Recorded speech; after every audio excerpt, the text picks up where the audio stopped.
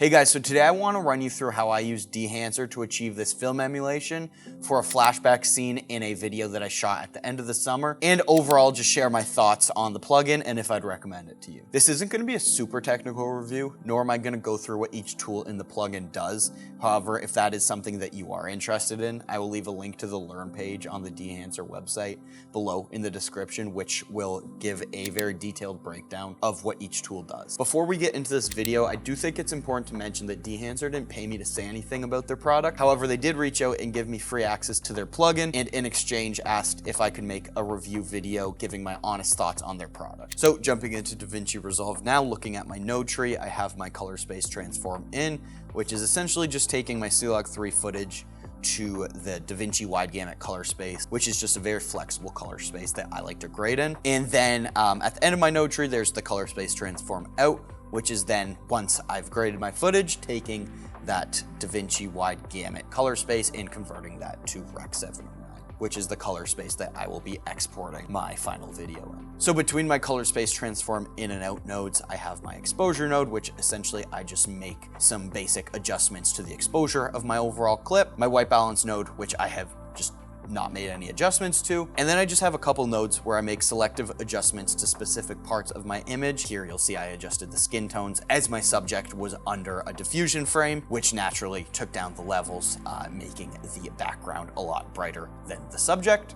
So I brought up the levels on the skin of my subject here and slightly brought down the levels of the background. And then here you'll see I have my Dehancer node. So if I toggle that on, that is the film emulation applied. So let's jump into it. So first, when jumping into the Dehancer plugin, I, under the input tool, just changed the source to DaVinci wide gamut.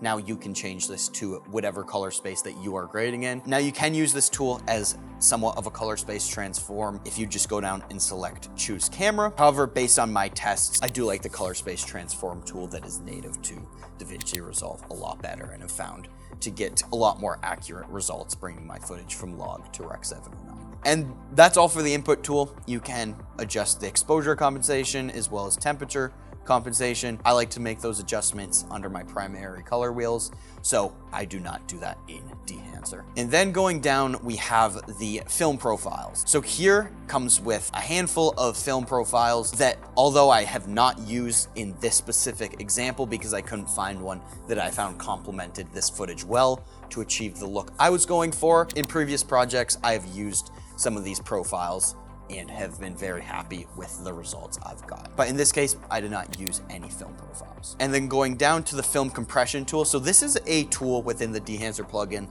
that I've really grown to like. Essentially what it does is it compresses the highlights of your image because film inherently has better control over dynamic range compared to digital cameras. And it essentially emulates that look that you otherwise wouldn't be able to achieve on a digital camera that you would get while shooting on film. If I toggle that on and off, you can see it just essentially brings down those highlights ever so slightly, and you can adjust the impact that that has on your image to achieve the look that you want.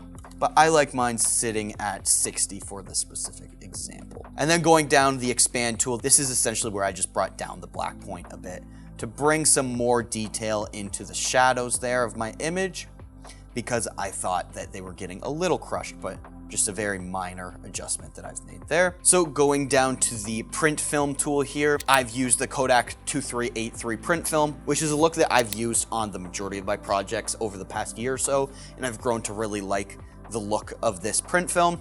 And it's something that I would just usually apply in DaVinci Resolve. So having that easily accessible in the Dehancer plugin just makes my life a little easier when grading. As well, they have a couple other print film profiles here.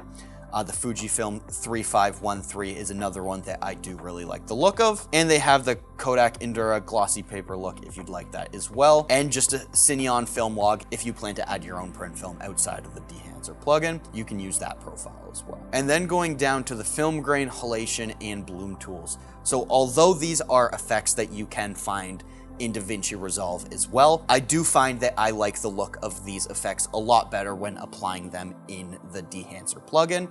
So film grain, just toggling that on and off, as you can see, just gives a little texture to my image. So there's a whole bunch of different profiles that you can choose from under the film grain tool here. However, I just went with custom to adjust these settings to achieve the look that I was going for. And if we toggle that on and off, you can see it just adds some nice texture to my image here. And again, kind of furthered that film look. So moving down to halation, again, plenty of profiles you can choose from. However, I went with custom because I really wanted to push this look, and I thought the profiles included were a little too subtle for my liking. So I just adjusted the source limiter, local diffusion, global diffusion, and the amplify tool here to really push that look. And if we toggle that on and off, you can see the difference that is making to the image. And moving down to the bloom tool. So essentially this just softens your footage and kind of just reduces that sharp digital look that you'll get straight out of camera if you are shooting on a digital camera. Again, custom profile here,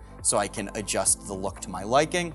If we turn that on and off, you can see it just really softens out the image, specifically in those highlights, giving you a soft roll off and again, giving you a more film-like image. Going down, film damage, it does exactly what you'd think it does. It adds little film damage artifacts throughout the image. I didn't want to push this too far, but I just used the 35mm profile here. And if we go down, the final tool that I used was just a basic vignette. So again, although you can do this with power windows in DaVinci Resolve, this just kind of streamlines the process, makes it a tad bit easier. Toggle that on and off, it just kind of brings that focus back to the center of the image here in our subject in the center frame. And if you check on mask mode, this essentially just shows you where that vignette is affecting.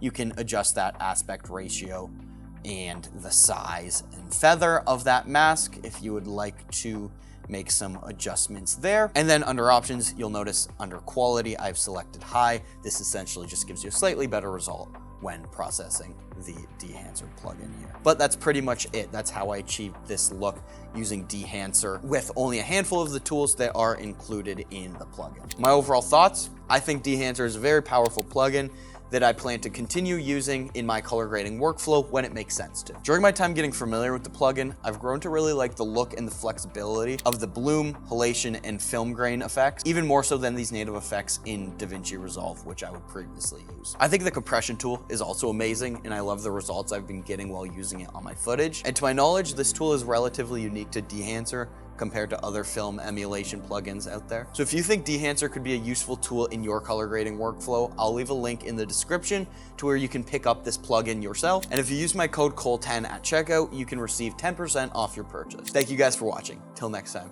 peace.